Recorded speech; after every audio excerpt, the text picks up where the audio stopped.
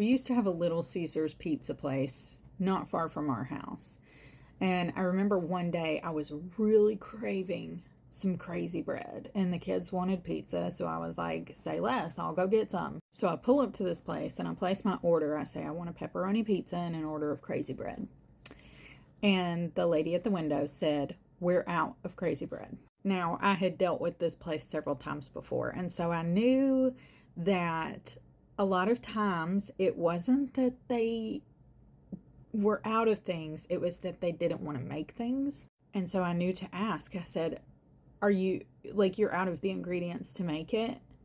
And the lady said, well, no, but it's just going to take me some time. And I said, I'll wait. I wasn't rude about it. Like, I wasn't being a Karen. Like, you've got the ingredient, but I wanted my crazy bread. You have the ingredients to make the crazy bread. I'm craving some crazy bread.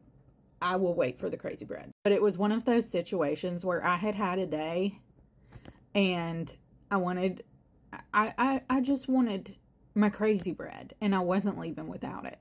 So I didn't care what it took. I didn't care if I had to wait for it. I didn't care if I had to go in there and make it myself.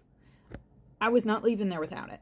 Have you ever been in a situation where you have felt like that? Like, no, I'm not going to leave without this. Probably so. We all have. We have all been there where we've just been like a bulldog with a bone and we're like, yeah, no, I'm not settling for less than this. Okay, so let's take that story and let me tell you something that's going to change your life. Approach your prayer life the same way. You remember the story of Jacob, don't you? When Jacob's name was changed to Israel, it was because he wrestled with an angel of the Lord. And he said, I will not let you go until you bless me. Now, at this point in his life, Jacob was running for his life. Jacob was afraid he wouldn't see the morning. Jacob was about as determined as you could be. And what happened? He received his blessing because of that determination. Go to another story. The man on the mat who couldn't get to Jesus. So his friends lowered him through the roof. They were determined. They were not leaving there without his miracle. Look at all of the examples in the Bible where every single person who came to Jesus for healing got it. Every single person who came to him for a miracle received it. Why? Was it because they were special? Was it because he loved them more? No, it was because they were determined and they were willing to do whatever it took.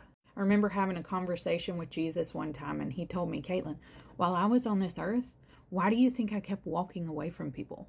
There's all of these instances where there was a crowd gathered around and Jesus would withdraw from the crowd. He said, I did that to see who would follow.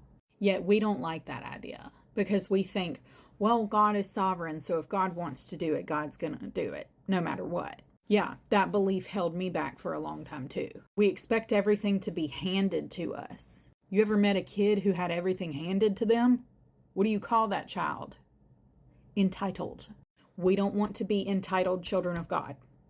We want to be well-rounded, well-adjusted children of the Most High King who can handle everything that's thrown at them.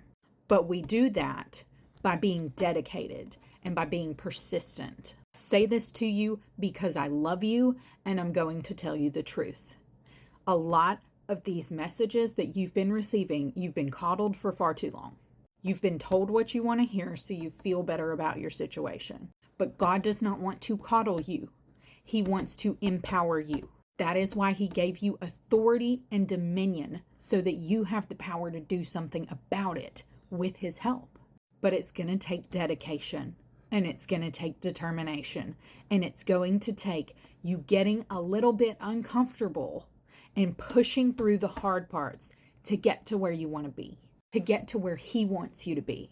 Because do you really believe that a God who loves you enough to send his one and only son to unalive himself for your benefit wants you to be sick and broke and miserable? This is not to say that you won't have trials, but this is to say that you've been given the power to do something about it. But in order to do that, you're going to have to be determined enough to do something about it.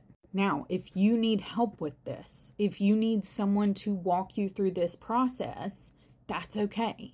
I have so many free videos on my page that you can go look at that will give you little pep talks for your day and encourage you to keep going and get closer with Him. But if you want more and you want to go deeper, I have some other resources for you as well. The first one are my books. This is 7 Days to a Life of Limitless and Go Ask God, the journal. This one is everything I learned over a 3-year period of deepening my relationship with God. It tells you practical advice that you can use in your relationship with Him.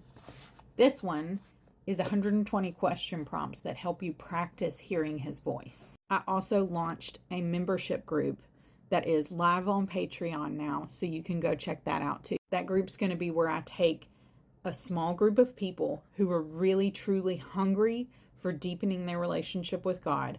I am going to pour into them. I'm going to invest in their lives. I'm going to coach them and get them as far as I can. So if you want to be part of that, go check it out for yourself. But just like I've said before, this is the year of no more excuses.